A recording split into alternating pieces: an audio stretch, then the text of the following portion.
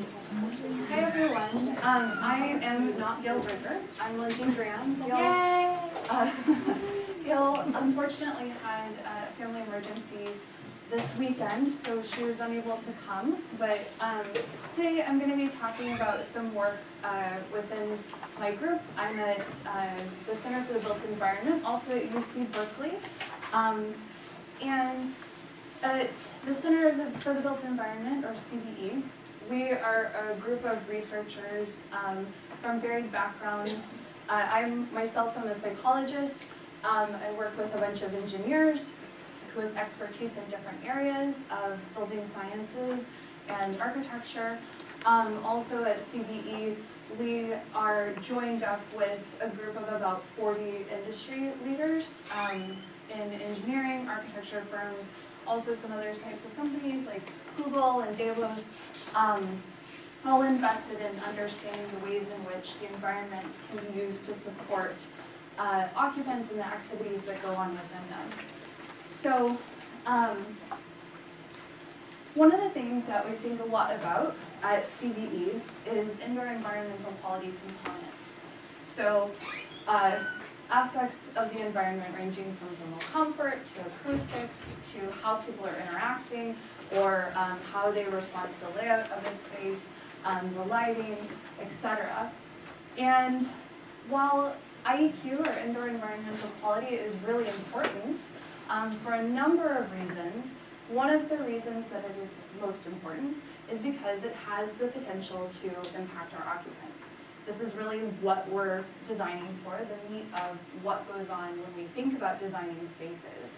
And so what is really important and interesting to think about when we consider IEQ is that with even just simple, small sorts of changes, much like the changes that Chris and Isabel were talking about in their previous talks, we have the potential to really make some big financial impacts within spaces as well. So if we can improve, say, office workers' satisfaction with acoustics within a space, then we have the potential to improve their productivity and thus improve the bottom line of a corporation.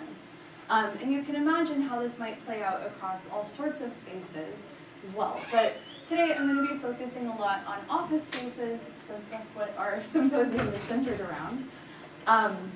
But one of the things that I want you to think about is, this is an incredibly busy, full slide, but the point that I want you to get from it is that buildings are complicated. So when we think about the aspects of the environment and all of the different pieces that go into design, we have this messy puzzle that we're trying to put together. And I know we've already sort of begun this discussion in our last two talks and in our discussions following those talks. But there's lots of literature out there showing us that there are different aspects of IEQ that are important. And there's a lot of variation, though, in how this research has been done. There's a lot of variation in whether or not these findings are replicable. And so, again, we have this messy puzzle that we're trying to put together as architects, as designers, as engineers, as psychologists, and other social scientists, when we're trying to think about how can we actually design spaces that are supportive and helpful to the occupants that we're designing for. So think of, many of us are probably familiar with cube farms. And when we look at this picture, in addition to the messiness that we already have with the actual physical components of the environment, we introduce these other really pesky components called people. They're even messier, I would argue, than the physical space itself.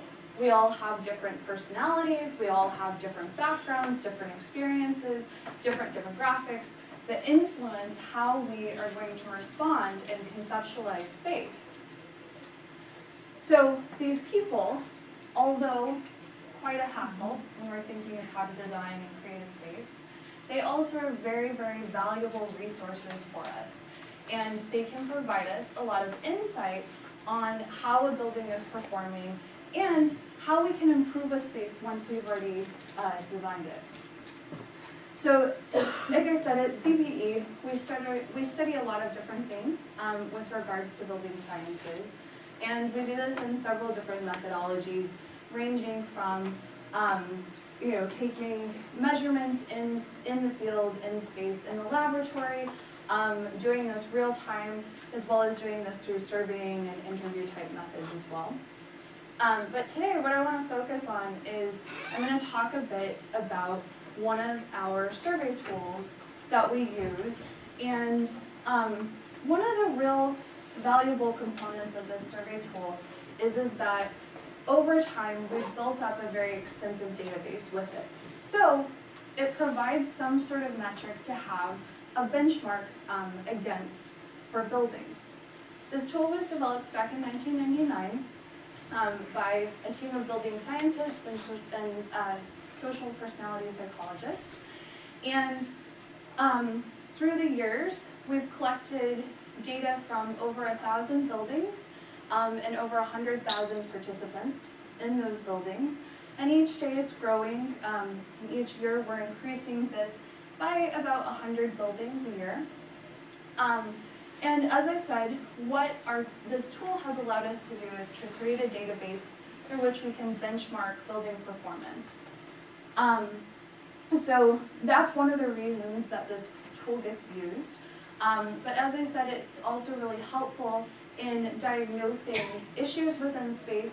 It's helpful in figuring out whether or not interventions have worked or could be adjusted.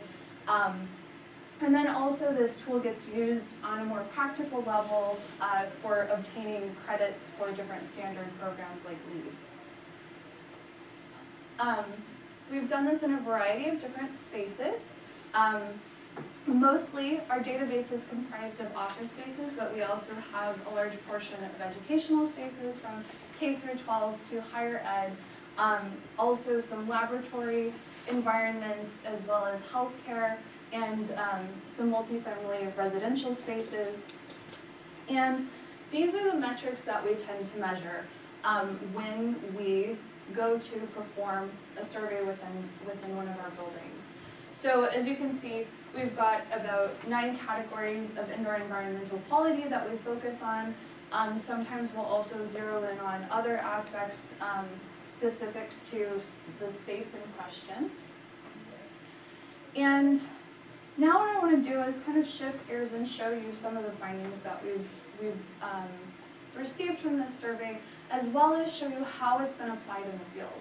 So interestingly, according to our data, our database, about 50% of office workers are dissatisfied in some capacity with the components of their environment. I'm going to show you a really busy chart here in a second, so I want to give you some orientation on what I'm about to show you. So you'll see a mean indicated by a dot, and then you'll also have a median, as well as showing different percentile rankings within each component of environmental quality. So basically, these IEQ factors are ranked in order of most satisfaction to least satisfaction within the data set. So again, this is a large chunk of buildings. This particular data is coming from a subset of just office spaces. This was done back in 2011, so it's changed a bit, but the averages are roughly the same.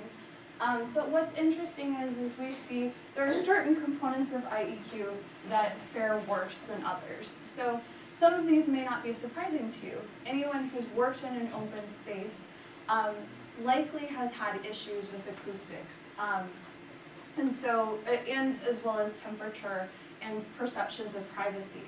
And this indeed is what we find within this data set, is that these tend to be the most problematic aspects of indoor environmental quality. So we all are aware of the different standards that exist within our building fields. A study that my colleagues had done in the past as well was looking at how LEED buildings fare compared to non-LEED spaces. And interestingly, what was found within the study was that really, there were very few differences in people's perceptions when engaging in lead spaces versus non-lead spaces. So again, these were office workers existing and residing within those environments. What's really interesting, though, that came out of this work is that it wasn't necessarily the fact that a space was lead versus non-lead, or a space was lead that was helping improve satisfaction with the environment. But really, it has more to do with the type of space that they're in, and specifically of the amount of space that they have. So, enclosed versus private offices, enclosed versus open offices seemed to be more predictive of satisfaction, as well as having the perception of more space also was more predictive of satisfaction. So what this really raises for us, though, is like when we think about the LEED standard, right? It's engaged to accomplish certain aspects of the environment and to promote sustainability and whatnot within this space, but what else is it really doing? And I think that what this work really raises the question of is how can we push standards further, which I know in just a bit we'll hear from Delos, to try to really create spaces that are really supportive and are functional. So next I want to switch gears just a little bit and show you a couple of buildings that have used this survey tool to actually improve design moving forward. So one of the things that we do within CBE is we think it's important to reward not just beautiful design and good, good architectural aesthetic, or not just to reward buildings that are built well, but we want to reward buildings that are both pretty and smart. And so we award what we call the Livable Buildings Award each year. And we take this from our data that's collected each year, and we look at which buildings are performing best, as well as which buildings have good quality design that has gone along with that. So what I want to show you, though, are two of these really high-performing buildings that decided to take things one step further.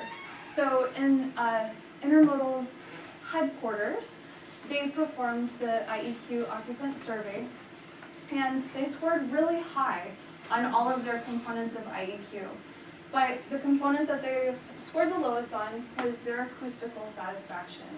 And so what they were able to do was, by zeroing in on that particular aspect of IEQ as being insufficient within that space, they were then able to take that knowledge to do redesign and to reconfigure how they had dealt with acoustical paneling and sound masking, and then enhance the space further.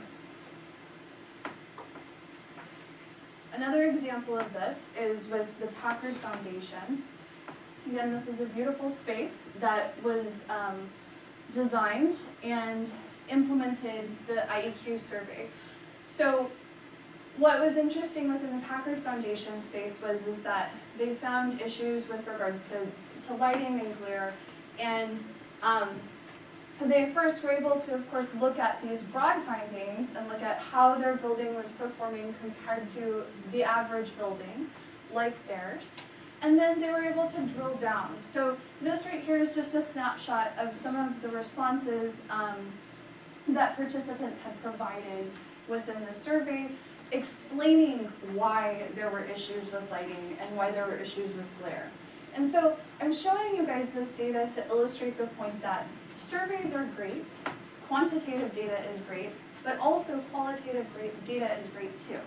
It is by looking at all of these pieces together that we can get a full comprehensive view of what a space is really performing like, as well as understanding where are the true issues and how might we adjust that to better serve our occupants.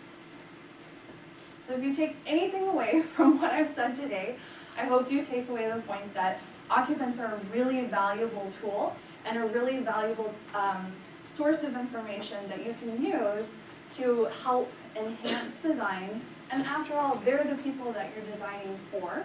and that we are all interested in supporting through building spaces. So if you have any questions about any of these things, the tool or our research, I encourage you to check us out on the web, and then of course feel free to contact us as well. And I'll take questions.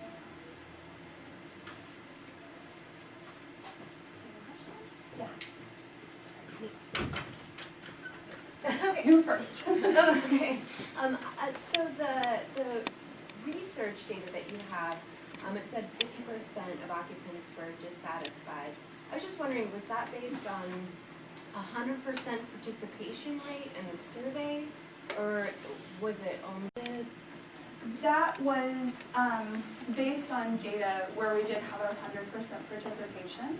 So, you know, of course, within data sets like this, there's always dropout at different points in time within surveys. But one of the positives of having such a large data set too is that you're able to sort of wash out some of that variation. So that particular figure was coming from a subset. It was coming from, I think it was about 300 and something buildings. But that's generally what we see building to building on average as well. Yeah, I was just wondering also if there's any strategies that you know of to encourage people to participate, because whenever we've had to get them implemented, you know, for one of our finished projects, it's the people that are very dissatisfied that fill them out, but we also want to hear from the people that are kind of dissatisfied, you know, or Right. like Well, certain things. You're raising a really great question, and this is something that, you know, oftentimes when we have a building come to us and they want to implement a survey, it's not usually the people who are coming to us directly that we're having to sort of help with those issues of how do we mitigate if we get negative response. But oftentimes it comes up from higher level management within the company or within, you know, the building owners that are hesitant about getting those negative responses. And that is a really important thing that needs to be mitigated and needs to be addressed.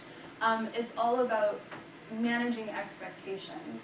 So if you go into a space with any kind of evaluation method and you're talking to occupants and you're telling them, hey, we really care about your building, we care about improving your well-being and your lifestyle and your work effectivity and all of this, and then you ask them their opinions, let their voices be heard, and then don't do anything about it, you're going to have some issues.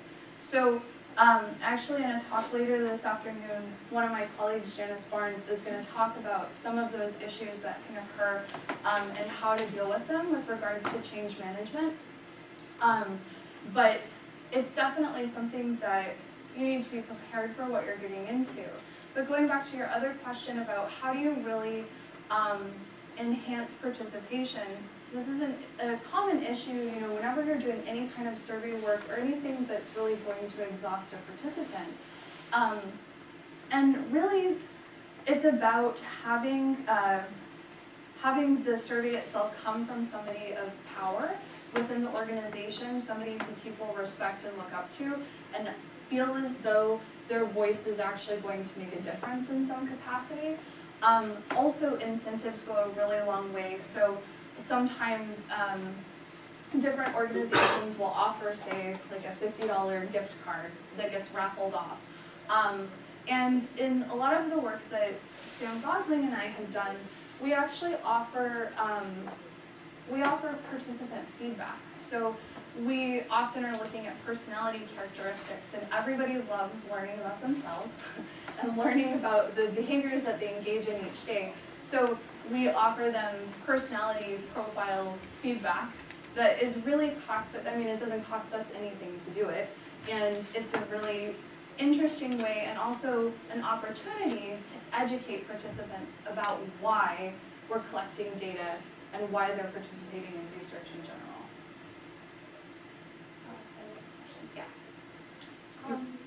About the depth and range of your database, I'm wondering if you could notice any trends, both in the demographics of the buildings, demographics of the users, the context of the buildings themselves, whether it's the their occupancy or their location. Just wondering if there's any regionalism, any other longitudinal trends that you see. Those are amazing questions, and that's stuff that we're wanting to get more involved in. So I started at CVE this past year, and they really our group hadn't had a social science perspective before, and that's something that we're wanting to incorporate more into, and trying to understand what is it about the people and where they might be residing, as you say, that are driving some of these impressions of IEQ and the ways that they're behaving within space. And I would think that what you're suggesting is very likely. We see with other people's work, like Richard Florida and Bill Bishop, they have found differences in the ways that people basically cluster and perceive space from broader spaces like cities or countries or neighborhoods within cities as well. And so I think that there are very likely demographics related to the occupants that are driving some of these perceptions and some of these factors. That would be really interesting. And if you're interested in collaborating, I'd be more than excited to talk to you about that. Is your data public or? It is yes and no. So it's we offer it free access to it for our industry partners. We also often offer it to academics, and of course anybody who's interested in collaborating and working with us, we offer access to the data. And we're very open to collaboration, very excited to work with others, especially people with differing perspectives than us. So we'd be happy to share that with you if that's something you're interested in.